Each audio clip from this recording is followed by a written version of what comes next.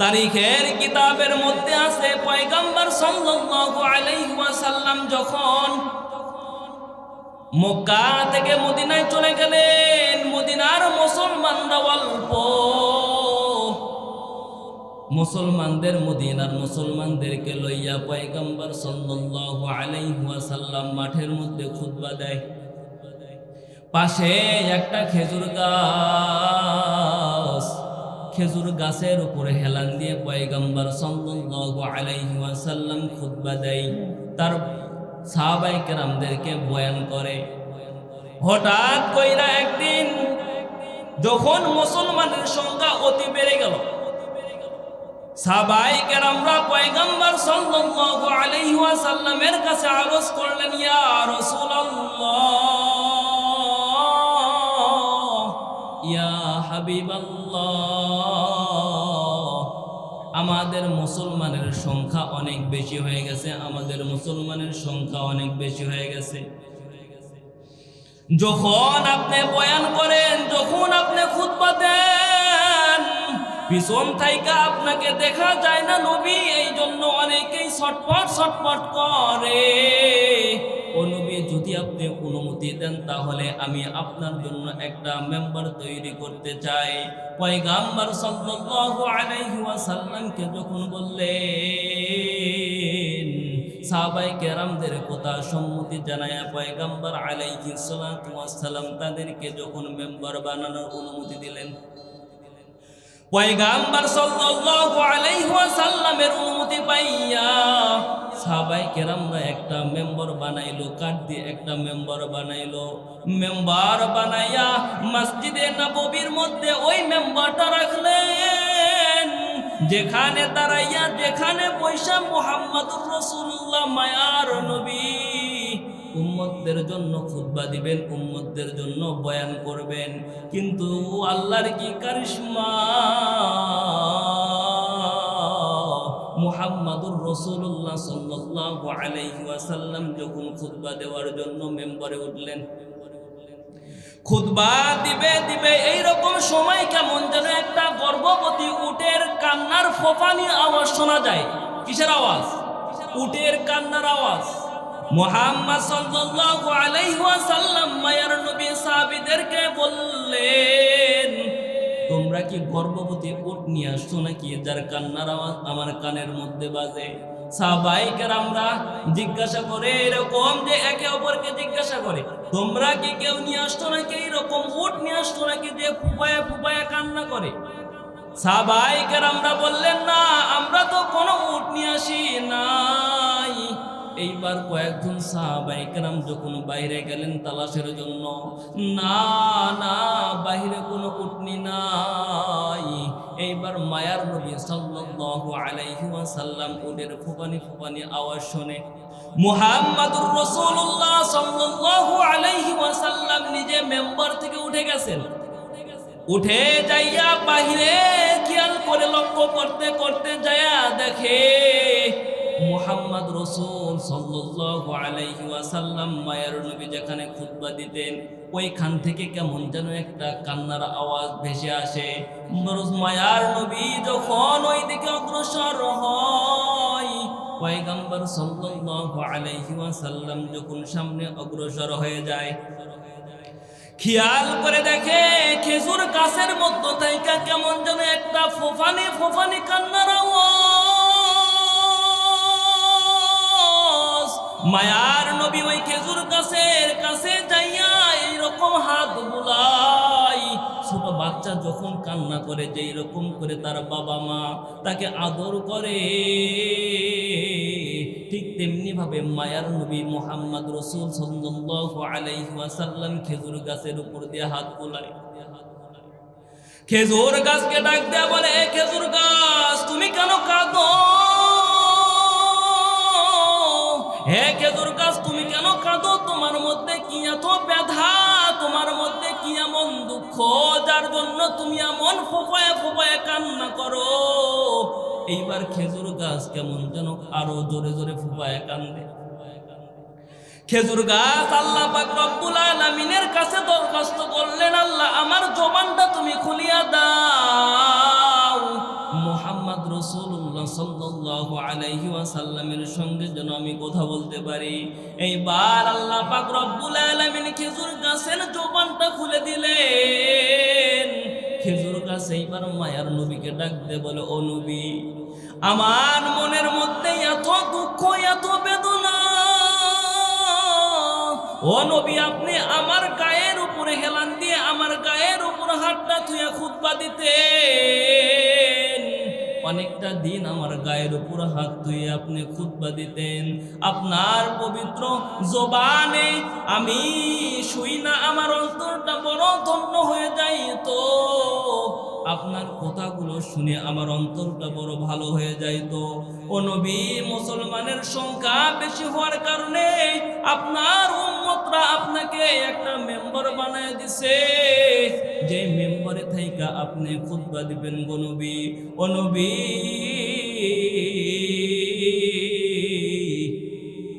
ওই খুতবা দেওয়ার জন্য যখন আপনি মেম্বারের দিকে যান, আমি খেজুর গাছের অন্তরটা বড় ফাইটা ফাইটা যাই। আমি খেজুর গাছ সহ্য করতে পারি না। কতদিন হয়ে গেল আপনি নবীর জবানের আওয়াজ আমি শুনি না। আপনার বিরহ বেদনায় আমার মনটা কেমন যেন ছটফট করে।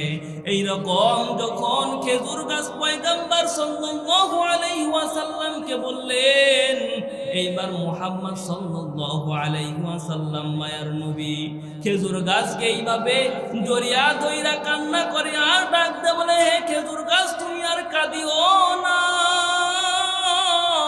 তোমার মধ্যে আমি নবী এত মুহাব্বত, এত ভালোবাসা। যাও যাও, তুমি কান্না বন্ধ করো। যাও যাও, তুমি এখন থেকে আমার খুতবা শুনবা, আমার জবানের আওয়াজ তুমি শুনবা। মায়ার নবী সাহাবায়ে কেরামদেরকে ডাক দিয়ে বললেন, হে সাহাবায়ে কেরাম, আসো, জলদি আসো। এই খেজুর গাছকে তুমি আমার মেম্বরের পাশে দান করিয়া দাও। দুনিয়ার মধ্যে যতদিন আমি পয়সা থাকবো ততদিন পর্যন্ত এই খেজুর গাছ আমার মেম্বরের পাশে থাকবে। যখন দুনিয়া চাইরা বিদায় নিব, শুধু কি তাই না, না জান্নাতের মধ্যেও তুমি যাইবা। এই মুহাব্বত থাকার কারণে তুমি জান্নাতের মধ্যেও আমার সঙ্গে থাকবা। জোরে জোরে বল সুবহানাল্লাহ। একটা খেজুর গাছ যার মুহাব্বত এত বেশি, যার কারণে সে পয়গম্বর সাল্লাল্লাহু আলাইহি ওয়াসাল্লামের মন জয় করে নিছে, চিন্তা করা যায়। আর আমরা উম্মতরা কোথায়? ওই নবীকে চিনলাম না। মায়ার নবী সাল্লাল্লাহু আলাইহি ওয়াসাল্লাম দুনিয়ার মধ্যে ডাক দেয়া কয়, হে দুনিয়ার মানুষ, তোমরা আমি নবীকে দেখো নাই, আমি নবীর সোহবত তোমরা পাও নাই।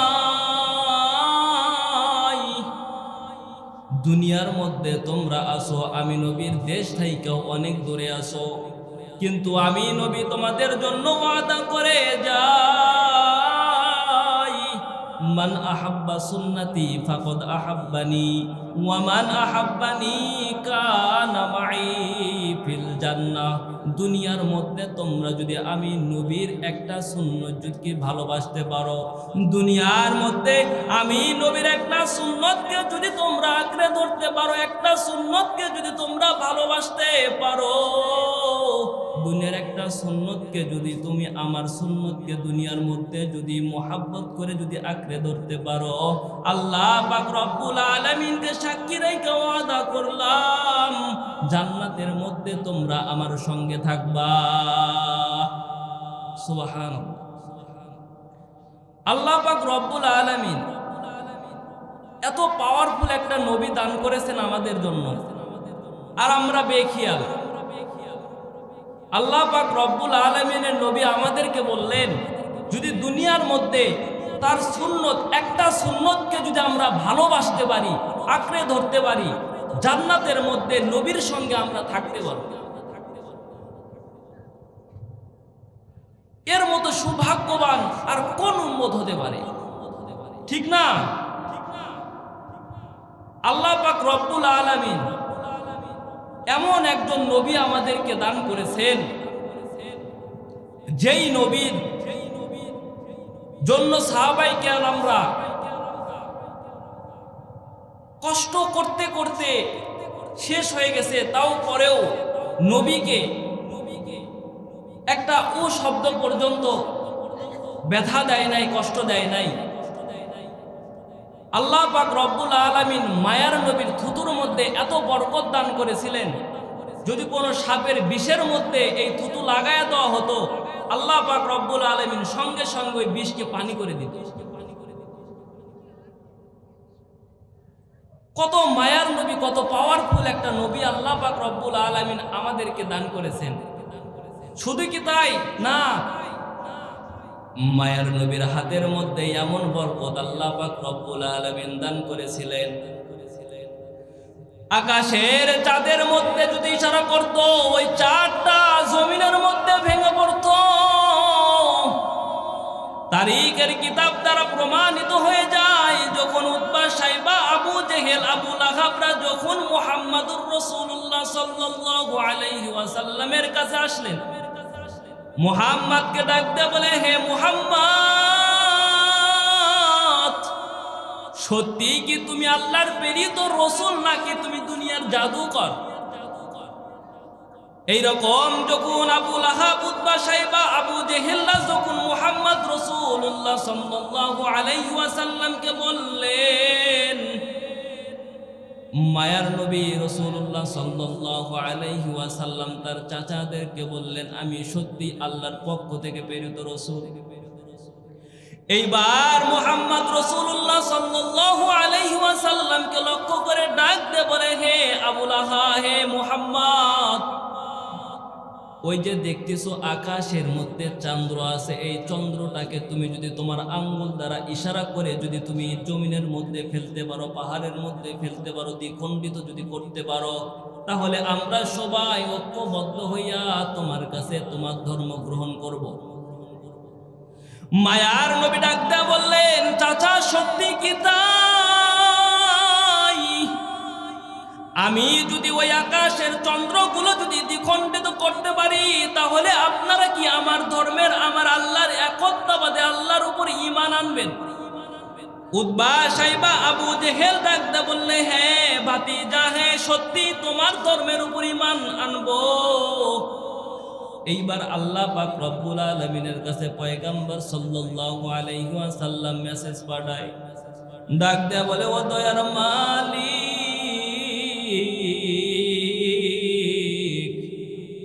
আমার চাচারা আমার সঙ্গে বড় ওয়াদা করছে রে আল্লাহ।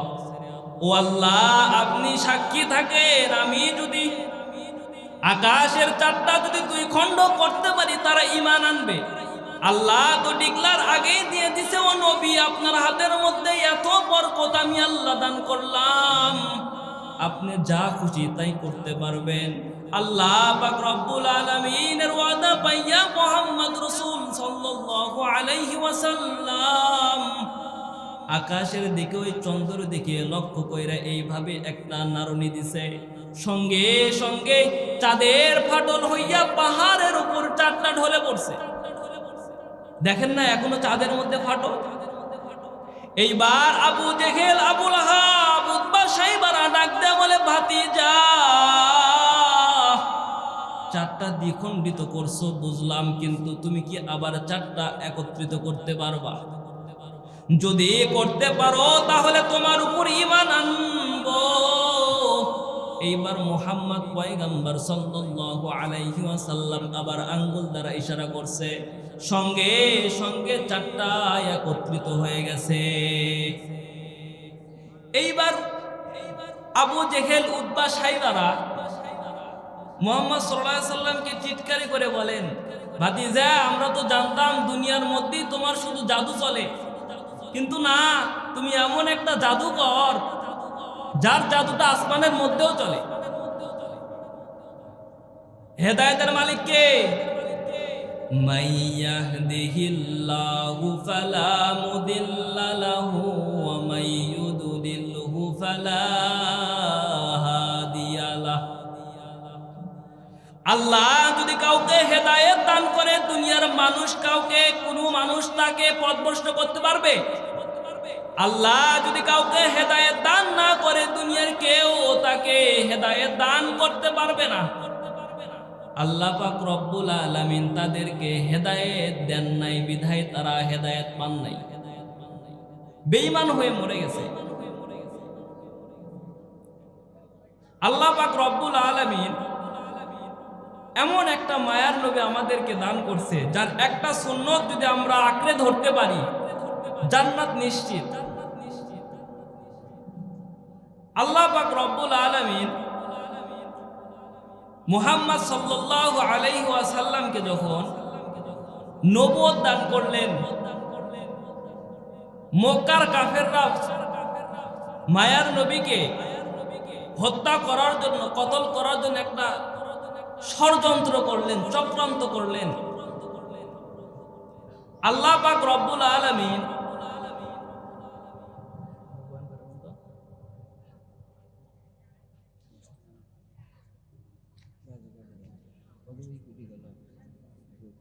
মায়ার নবী এরকম হত্যা করার যখন চক্রান্ত করলেন, ষড়যন্ত্র করলেন, আল্লাহ পাক রব্বুল আলামিন মেসেজ পাঠিয়ে দিলেন মায়ার নবীর কাছে, হিজরত করে চলে যান। কোথায়?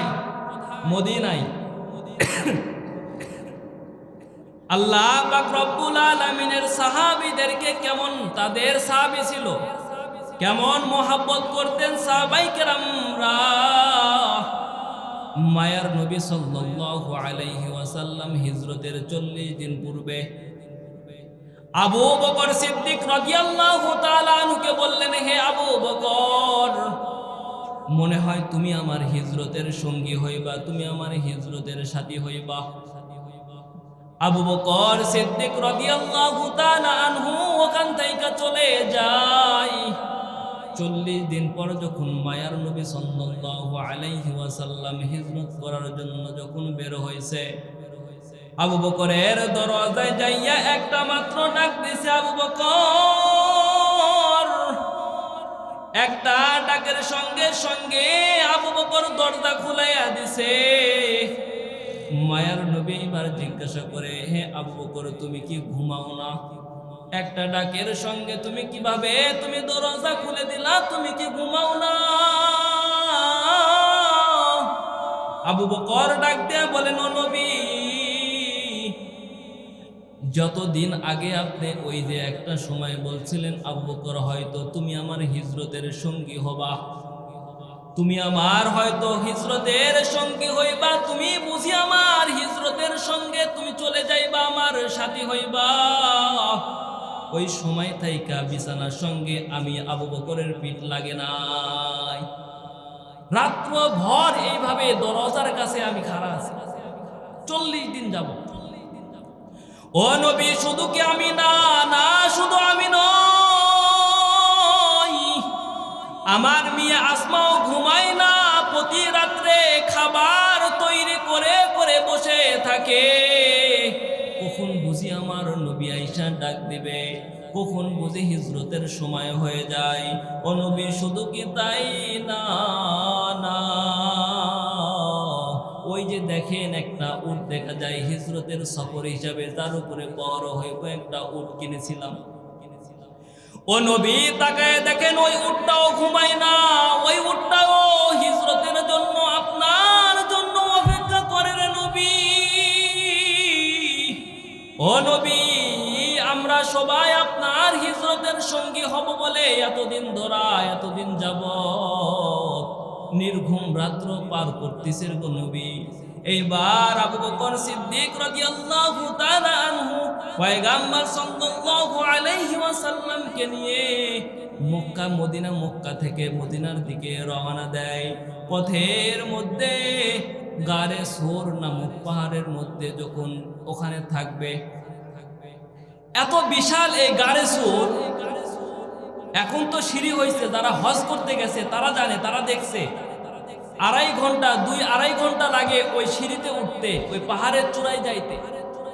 আর আগের জামানায় তো সিঁড়ি ছিল না, ছিল মায়ার নবী সাল্লাল্লাহু আলাইহি ওয়াসাল্লাম যখন হিজরতের জন্য হিজরত করতে যখন বের হয়ে গেলেন, যখন এই গারে সুরের কাছে যখন রওনা হলেন, যখন এই গারে সুরের নিকটবর্তী হইলেন, মায়ার নবী সাল্লাল্লাহু আলাইহি ওয়াসাল্লাম বৃদ্ধ মানুষ, অনেক ক্লান্ত হয়ে গেছেন। আবু বকর সিদ্দিক রাদিয়াল্লাহু তাআলা আনহু নবীকে পিঠের মধ্যে নিয়ে ওই পাহাড়ের উপর উঠছে।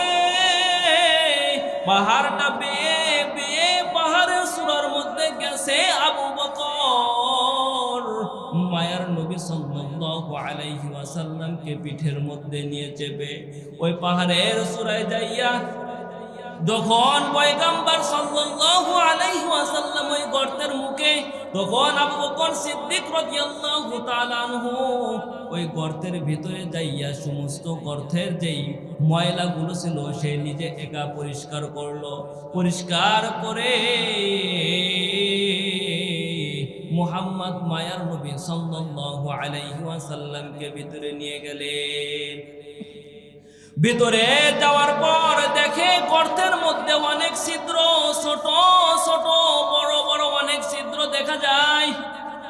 আবু বকর সিদ্দিক রাদিয়াল্লাহু তাআলা আনহু নিজের জামাটা ছিঁড়ে ছিঁড়ে ওই সুর পাহাড়ের গর্তগুলো পূরণ করে দেয়, গর্তগুলো বন্ধ করে দেয়। একটা গর্ত শুধু বাকি থাকলো, শরীরের এইটুকু পরিমাণ জামা বাকি নাই, যেই জামাটা দিয়ে ওই গর্তটা আটকিয়ে দিবে, বন্ধ করে দিবে। এইবার আবু বকর সিদ্দিক রাদিয়াল্লাহু তাআলা আনহু কি করবে? পয়গম্বর সাল্লাল্লাহু আলাইহি ওয়াসাল্লাম বড় ক্লান্ত। মায়ার নবী সাল্লাল্লাহু আলাইহি ওয়াসাল্লাম হযরত আবু বকর সিদ্দিক রাদিয়াল্লাহু তাআলা আনহুর উপরে মাথাটা রাইখা বিশ্রামে চলে গেলেন, একটু নিদ্রা ভাব, ঘুম ঘুম ভাব। এইবার আবু বকর সিদ্দিক রাদিয়াল্লাহু তাআলা আনহু তার পায়ের গোড়ালি দিয়ে ওই একটা বাকি গর্তটা সে আটকায় দিল। আবু বকর সিদ্দিক রাদিয়াল্লাহু তাআলা আনহু ওই পায়ের গোড়ালি দিয়া ওই একটা গর্তটা বন্ধ করে দিল। একটু সময় যাওয়ার পর কেমন জানি ওই গর্ত থেকে মাথা দিয়ে কে যেন ভুতা দেয়। আবু বকর সিদ্দিক রাদিয়াল্লাহু তাআলা আনহু আবু বকর সিদ্দিক রাদিয়াল্লাহু তাআলা আনহু সে ভয়ে কাতর হয়ে গর্তটা আরো পাও দিয়ে জোরে করে চাপ দিয়ে ধরছে। এইবার গর্তের মধ্যে ছিল একটা বিষাক্ত সাপ, যে সাপটা পয়গম্বরকে দেখার জন্য বড় পাগল। আবু বকর সিদ্দিক রাদিয়াল্লাহু তাআলা আনহু যখন ওই সাপটা তাকে এইভাবে মাথা দিয়ে গুঁতা দেয়, কিন্তু পয়গম্বরের সাহাবী আবু বকর পাওটা সরায় না। এইবার সাপটা কি করবে? ওই আবু বকর সিদ্দিকের পায়ের মধ্যে তার বিষ দাঁতটা বসায় দেয়। যখন সাপটা দংশন করে আবু বকরকে, আবু বকর সিদ্দিক রাদিয়াল্লাহু তাআলা আনহুর মধ্যে নবীর কত মুহাব্বত, কত ভালোবাসা, কত মায়া। এইবার মায়ার নবী সাল্লাল্লাহু আলাইহি ওয়াসাল্লাম তো ঘুমায়। আবু বকর সিদ্দিক রাদিয়াল্লাহু তাআলা আনহু নবীকে ডাকে না। যদি নবীকে ডাকি নবীর ঘুম ভেঙে যাইবে, নবী কষ্ট পাইবে, নবী দুঃখ পাইবে। এই জন্য আবু বকর নবীকে ডাকে না সাপের কামড় খাইয়া। আবু বকরের শরীরটা বিষের যন্ত্রণায় কালো হয়ে যায়। আবু বকর সিদ্দিক রাদিয়াল্লাহু তাআলা আনহু এমন একটা পর্যায়ে চলে গেলেন, সে বিষের যন্ত্রণা সহ্য করতে পারতেছে না। বিষের যন্ত্রণা সহ্য করতে না পাইরা চোখ দিয়ে কেমন যেন বে বে করে পানি পড়ে। এই পানির ঝটকানি, পানির গাল বেয়ে বেয়ে নবী সাল্লাল্লাহু আলাইহি ওয়াসাল্লামের গালের উপর একটা পানির ফোঁটা পড়ছে। সঙ্গে সঙ্গে মায়ার নবী সাল্লাল্লাহু আলাইহি ওয়াসাল্লাম জাগ্রত হয়ে যায়। মায়ার নবী ডাক দিয়ে বলে, হে আবু বকর, তুমি কেন কাঁদো? তুমি কেন কাঁদো? তোমার সন্তানের কথা মনে পড়ে গেছে নাকি? তোমার বিবির কথা মনে পড়ে গেল নাকি? তোমার পরিবার পরিজনদের কথা মনে পড়ে গেল নাকি? আবু বকর তুমি কেন কাঁদো? এইবার আবু বকর সিদ্দিক রাদিয়াল্লাহু তাআলা আনহু ডাক দেয়া বলে, ও নবী তাকায় দেখেন গর্তর সমস্ত গর্ত আমি আমার গায়ের জামা দিয়ে জামা ছিঁড়ে ছিঁড়ে ছিঁড়ে ছিঁড়ে গর্তগুলো বন্ধ করলাম, কিন্তু একটা মাত্র গর্ত আছে, যেই গর্তটা আমার শরীরের এমন কোনো কাপড় নেই যে কাপড়টা দিয়ে আমি ওই গর্তটা পূরণ করব। ও নবী ওই গর্তের মধ্যে একটা বিষাক্ত সাপ আমাকে দংশন করছে, আমাকে কামড় দিছে। ওই সাপের বিষের যন্ত্রণায় আমি সহ্য না করতে পাইরা না করতে পেরে আমার চোখ দিয়ে বেয়ে বেয়ে করে পানি পড়ে যায়। নবী ডাক দিয়ে বলে, তুমি একটাবার কেন আমাকে ডাক দাও নাই? তুমি একটাবার কেন আমাকে ডাকো নাই? এইবার আবু বকর ডাক দে কই, ও নবী আপনি তো বড় ক্লান্ত, আমি কিভাবে আপনাকে ডাকবো? আমি কিভাবে আপনাকে কষ্ট দিতে পারি রে নবী? এইবার মায়ার নবী সাল্লাল্লাহু আলাইহি ওয়াসাল্লাম হাতটা বাইরে শাহাদত আঙ্গুল দিয়ে তার জিহ্বা থেকে একটা থুতু নিয়া, এক ফোঁটা থুতু নিয়ে যেই জায়গায় সাপ কামড় দিয়েছে ওই জায়গায় লাগাইয়া দিল। সঙ্গে সঙ্গে বিষটা পানি হয়ে গেল, বিষটা নেমে গেল। এই কুদরত বরকত দিছে কে? মায়ার নবীর থুতুর মধ্যে আল্লাহ বরকত দিছে। কেমন মায়ার নবী আমরা পাইলাম! সঙ্গে সঙ্গে এই বিষটা পানি হয়ে গেছে, আর বিষের যন্ত্রণা নাই। এইবার মায়ার নবী ডাক দিল, হে সাপ সামনে আয়। নবী কথা বলতে পারে না সাপেদের সাথে, এই পাওয়ার দিছে কে? আল্লাহ। মায়ার নবী সাপটাকে ডাক দিছে, হে সাপ আয় আয়, সামনে আয়, সামনে আয়। আমার সাহাবীর মধ্যে সবচাইতে উৎকৃষ্ট সাহাবী, সবচাইতে কাছের বন্ধু আমার আবু বকর। এই আবু বকরকে তুই কেন দংশন করছিস? কেন তুই কামড় দিছিস? এইবার সাপটা মাথা নত করে মায়ার নবীকে ডাকতে বলো, ও নবী আমার কোনো দোষ নাই, আমি কামড় ইচ্ছা করে দেই নাই গো নবী, আমার মনটা বড় চায় আপনাকে দেখতে। আজ থেকে 1000 বছর পূর্বে যখন তাওরাতের আলেমরা যখন এই গোয়ারে এই সুরে গুহার মধ্যে বৈশা তাদের কিতাব তেলাওয়াত করছিল, যখন এই তাওরাতের কিতাব নিয়ে যখন আমাদের সম্মুখে এই পাহাড়ের চূড়ায় বৈশা যখন তারা তাদের গ্রন্থ তেলাওয়াত করছিল, ওই সময় আমি জানতে পেরেছিলাম, ওই সময়টা আজ থেকে 1000 বছর পূর্বের। আমি জানতে পেরেছিলাম এই গুহার মধ্যে শেষ জামানার পয়গম্বর রহমাতুল লিল আলামিন পয়গম্বর সাল্লাল্লাহু আলাইহি ওয়াসাল্লাম অবস্থান করবেন। 1000 বছর ধইরা আপনি নবীকে একটু চোখ দিয়ে দেখব, এই জন্য আমি সাপ এই গর্তের মধ্যে আজও বসে আছি। ও নবী, যখন আমি এই গর্তের মধ্যে বসে আছি, যখন আপনি গর্তের মধ্যে আসলেন, মনটা বড় ভরে গেল। অনেক দিন যাবত আপনাকে দেখার বড় আমার স্বপ্ন, আজ বুঝি আমার স্বপ্নটা পূরণ হয়ে যাইবে, আমার অন্তরটা ধন্য হয়ে যাইবে। কিন্তু ও নবী, আমার গর্তের মধ্যে অনেক ছিদ্র করেছিলেন নবী, হয়তো একটা গর্ত না দিয়ে অন্য একটা গর্ত দিয়ে আপনি নবীকে দেখতে পারবো, কিন্তু না না, আপনার যে সাহাবী আবু বকর সে আপনার এই নিজের শরীরের জামাগুলো দিয়ে সমস্ত গর্ত পূরণ করে দিছে, সব গর্তগুলো সে বন্ধ করে দিছে। কিভাবে আপনাকে দেখবো? একটা গর্ত বাকি ছিল, সেই গর্তের মধ্যে তার পায়ের গোড়ালি দিয়ে রাখছে। ও নবী, আমি কিভাবে আপনাকে দেখবো? দেখার জন্য আমি বড় পাগল, আমার মাথা দিয়ে তাকে কয়েকটা গুঁতা দিয়েছি রে নবী। কিন্তু আবু বকর সে পাওটা সরায় নাই, পাওটা দিয়েই রাখছিল, আপনি নবীকে দেখার জন্য আমি বড় পাগল ছিলাম, এই জন্য আমি আপনাকে আপনার সাহাবীকে দংশন করেছিল নবী, আমার কোনো দোষ নাই।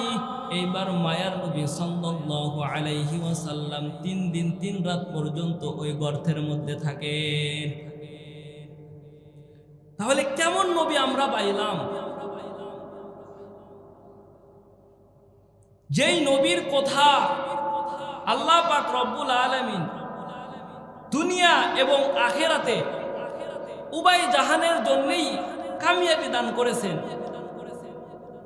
যেই নবীর ব্যাপারে পূর্ববর্তী যে নবী রাসূলগুলো ছিল তাদের কাছেও বর্ণনা করেছেন।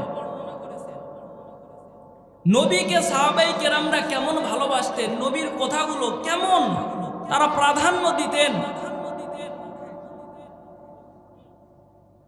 মায়ার নবী সাল্লাল্লাহু আলাইহি ওয়াসাল্লাম অনেক খেয়াল করবেন, লক্ষ্য করে শুনবেন, যুদ্ধে যাওয়ার আগ মুহূর্তে সাহাবায়ে কেরামদেরকে বললেন, কার কি আছে আসো নিয়ে আসো, দান করো, আল্লাহর রাস্তায় জিহাদে যাব। ওমর রাদিয়াল্লাহু তাআলা আনহু তো ছিল, কেমন সাহাবী ছিল, তারা কিন্তু আগের জামানায় সাহাবায়ে কেরামরা একে অপরের সঙ্গে পাল্লা দিয়ে আমল করত, কে কতটুকু ভালো আমল করতে পারে, কার থেকে কত ভালো আমল করতে পারবে। আর বর্তমান আমরা কে কার থেকে বেশি হিংসা করতে পারবো, কে কার থেকে বেশি টাকা কামাই করতে পারবো, ঠিক না? ওমর রাদিয়াল্লাহু তাআলা আনহু চিন্তা করলেন, মায়ার নবী যখন দানের ব্যাপারে যখন ওয়াদা করলেন, দানের ব্যাপারে যখন ঘোষণা দিলেন, আমি আমার কাছে প্রচুর পরিমাণ সম্পদ আছে, আমি আবু বকরকে হারায়া দিব, আবু বকরের থেকে আমি বেশি দান করব। এইবার আবু বকর সিদ্দিক রাদিয়াল্লাহু তাআলা আনহু মাল নিয়ে আসলেন, ওমর রাদিয়াল্লাহু তাআলা আনহু সম্পদ নিয়ে আসলেন। ওমর রাদিয়াল্লাহু তাআলা আনহু তার সমস্ত সম্পদের অর্ধেক ভাগ করে নবীর দরবারে নিয়ে আসলেন। মায়ার নবী ওমর রাদিয়াল্লাহু তাআলা আনহুকে ডাক দিয়ে বললেন, হে ওমর, তুমি বাড়িতে কি রেখে আসছো, কি রেখে আসছো? ওমর রাদিয়াল্লাহু তাআলা আনহু ডাক দিয়ে বললেন, ও নবী আমার, আপনি বলছেন দান করতে, আমি কি অল্প কিছু নিয়ে আসতে পারি নাকি? আমার যে সমস্ত সম্পদ ছিল সমস্ত মানের অর্ধেক আমি নবী আপনার জন্য নিয়ে আসছি। নবী এইবার আবু বকর সিদ্দিক রাদিয়াল্লাহু তাআলা আনহুর কাছে যায়। আবু বকর সিদ্দিক রাদিয়াল্লাহু তাআলা আনহুর কাছে ডাক দিয়ে বলে, হে আবু বকর, তুমি জিহাদের জন্য কি নিয়ে আসছো, ইসলামের জন্য কি নিয়ে আসছো? আবু বকর সিদ্দিক রাদিয়াল্লাহু তাআলা আনহু তার সম্পদ সামনে দিয়ে দিছে। নবী ডাক দিয়া কয়, হে আবু বকর, তুমি বাড়িতে কি রেখে আসছো? আবু বকর সিদ্দিক রাদিয়াল্লাহু তাআলা আনহু ডাক দিয়ে বলে, ও নবী, আমি আমার বাড়িতে আল্লাহ এবং আল্লাহর রাসূলকে রেখে আসছি। ওমর রাদিয়াল্লাহু তাআলা আনহু তার মালের অর্ধেক রেখে আসলেন। আবু বকর সিদ্দিক রাদিয়াল্লাহু তাআলা আনহু আল্লাহ এবং আল্লাহর নবীকে রেখে আসলেন। এর মানে কি, সম্পদের কিছু আছে বাড়িতে, সব নিয়ে আসছে। ওমর রাদিয়াল্লাহু তাআলা আনহু মনে মনে চিন্তা করলেন, মনে মনে ভাবলেন, আজকেও আমি আবু বকরকে হারাইতে পারলাম না। তাদের মধ্যে এই রকম আমল নিয়ে যুদ্ধ হইতো, আমল নিয়ে কে কতটা ভালো আমল করতে পারবে এইটা নিয়ে লড়াই হইতো, প্রতিযোগিতা হইতো। এই মাহফিলটা কিসের উদ্যোগে? মসজিদের উন্নয়নের কল্পে না, মসজিদ বানানোর কত নেকি, কত দাম জানেন? মায়ার নবী সাল্লাল্লাহু আলাইহি ওয়াসাল্লাম তার জবানে বলে দেন, হাদিসের কিতাবের মধ্যে আসছে, ক্বালান নবী সাল্লাল্লাহু আলাইহি ওয়াসাল্লাম, মায়ার নবী সাল্লাল্লাহু আলাইহি ওয়াসাল্লাম বলেন, মান বানা লিল্লাহি মাসজিদান বানাল্লাহু লাহু বাইতান ফিল জান্নাহ। দুনিয়ার মধ্যে যদি কোনো বান্দা, কোনো ব্যক্তি আমি আল্লাহর ঘর মসজিদ যদি সে নির্মাণ করে, আমি আল্লাহ জান্নাতের মধ্যে তার জন্য একটা বিশাল একটা ঘর বানায় দেয়। সুবহানাল্লাহ। কেমন ঘর আল্লাহ বানায় দেন? বাদশা হারুন ও রশিদের নাম শুনছেন? হ্যাঁ, আপনারা কথা বলতে পারেন না? কথা বললে কি গুনাহ হবে? বাদশা হারুন ও রশিদের নাম শুনছেন? বাদশা হারুন ও রশিদ যখন সে রাষ্ট্রপ্রধান, পয়গম্বর সাল্লাল্লাহু আলাইহি ওয়াসাল্লামের এই হাদিসটা সে পাইছে, মান বানা লিল্লাহি মাসজিদান বানাল্লাহু লাহু বাইতান ফিল জান্নাহ। সে তার রাষ্ট্রের মধ্যে ঘোষণা করে দেয়, আমি একটা মসজিদ বানাইবো, একটা মসজিদ বানাইবো। শুধু এতটুকুই নয়, কিন্তু এই মসজিদ বানাইবো আমি নিজে একা একা বানাইবো মসজিদ। এই মসজিদের মধ্যে কেউ দান করতে পারবে না, কেউ কোনো ইহসান করতে পারবে না, কারো কোনো এই মসজিদের মধ্যে আমি নিজে এককভাবে মসজিদ বানাইবো। মায়ার নবী সাল্লাল্লাহু আলাইহি ওয়াসাল্লামের জবানে এই রকম হাদিস শুই না, যখন বাদশা হারুন রশিদ এইরকম মসজিদ বানানোর চিন্তা করলো, যখন এইরকম মসজিদ বানাতে চাইলো, মসজিদ কমপ্লিট, সে একটা পার্সোনাল মিস্ত্রি দিয়া মসজিদ বানাইলো। বিশ্বাস্ত কি বিশ্বাস্ত কর্মচারীদেরকে নিযুক্ত করে সে একটা মসজিদ বানাইলো। মসজিদ বানানোর পর সে একদিন ঘুমায় গেছে। ঘুমের মধ্যে আল্লাহ পাক রব্বুল আলামিন ফেরেশতা পাঠাইছে, যাও যাও, বাদশা হারুন একটা মসজিদ বানাইলো, আমি তো নবীর মাধ্যমে ওয়াদা করলাম তাকে জান্নাতের মধ্যে একটা বিশাল ঘর বানায় দিব। কেমন ঘর বানায় দিলাম, বাদশা হারুনকে একটু দেখাও দেখাও। ফেরেশতা হারুন পয়গম্বর সাল্লাল্লাহু আলাইহি ওয়াসাল্লামের কথায় যখন বাদশা হারুন যখন এইরকম মসজিদ বানানোর পর ঘুমায় গেলেন, ঘুমের মধ্যে একটা ফেরেশতা ঈশা তাকে ডাকতে বলে, হে হারুন, তুমি যে মসজিদ বানাইলা এর বিনিময়ে আল্লাহ তোমাকে কেমন জান্নাত দিছে, তুমি কি দেখবা না? হারুন এইবার যাইয়া ডাক দেয়, কয় হ্যাঁ দেখবো, আমি তো দেখবো। হারুনকে যখন বাদশা হারুনকে স্বপ্ন যুগে তার জান্নাত দেখানোর জন্য নিয়ে গেলেন। বাদশাহ এখন দেখলেন যে তার জন্য একটা বিশাল জান্নাত আল্লাহ পাক রব্বুল আলামিন বানায় দিয়েছেন, কিন্তু তার সামনে তার মতো দেখতে আরেকটা বিশাল রাজপ্রাসাদ জান্নাত আল্লাহ বানায় দিয়েছে।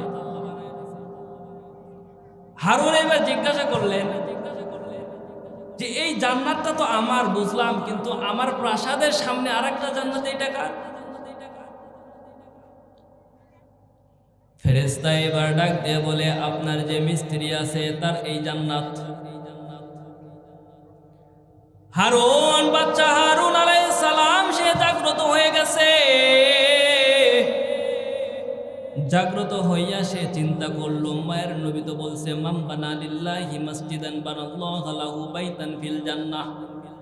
যদি কেউ মসজিদের মধ্যে একটা মসজিদ বানায় তাহলে জান্নাতের মধ্যে তাকে একটা ঘর বানায়া দিবে। কিন্তু কেউ যদি জান্নাতের মধ্যে জান্নাতের এই মসজিদ বানানোর কাজে সহযোগিতা করে তাকে তো জান্নাত দেওয়ার কথা বলে নাই। হারুন আলাইহিস সালাতু ওয়াস সালাম সমস্ত কর্মচারীদেরকে একত্র করছে, ডাক দিয়ে বলছে, কে আছো এমন ব্যক্তি যে কিনা মসজিদের মধ্যে দান করেছো? কে আছো এমন ব্যক্তি যে মসজিদের মধ্যে এই রকম দান করেছো? এবার একটা মিস্ত্রি কর্মচারী সে সামনে বেরিয়ে আসছে, আয়েশা বলতেছে যে আমি আপনার এই মসজিদের মধ্যে কয়েকটা মতি আমার নিজস্ব, যেইটা আমি এই মসজিদের মধ্যে বসায় দিয়েছি। এই কথা শুনিয়া বাচ্চা হারুন আলাইহিস সালাম ওই ব্যক্তিকে ডাক দিয়ে বললেন যে এই কারণেই আল্লাহ পাক রব্বুল আলামিন জান্নাতের মধ্যে আমার থেকে আমাকে যেই রকম জান্নাতের মধ্যে বাড়ি আল্লাহ বানায় দিয়েছেন, সেম এই রকম বাড়ি আল্লাহ পাক রব্বুল আলামিন তোমার জন্য জান্নাতে বানায় দিয়েছেন। সুবহানাল্লাহ। তো এই আলোচনা থেকে যেইটা বোঝা গেল, যেইটা বুঝাইতে চাইলাম, মসজিদের উন্নয়ন কল্পে মাহফিল আমরা যদি সহযোগিতা করি, আমরা যদি নিজেদের অর্থ থেকে এইটা নির্মাণ করতে পারি, আল্লাহ পাক রব্বুল আলামিন জান্নাতের মধ্যে এইরকম বিশাল বাড়ি আমাদেরকেও দিবেন, ঠিক না? তো আল্লাহ পাক রব্বুল আলামিন আমাদেরকে দান করার তৌফিক দান করুন। সকলে বলুন আমিন।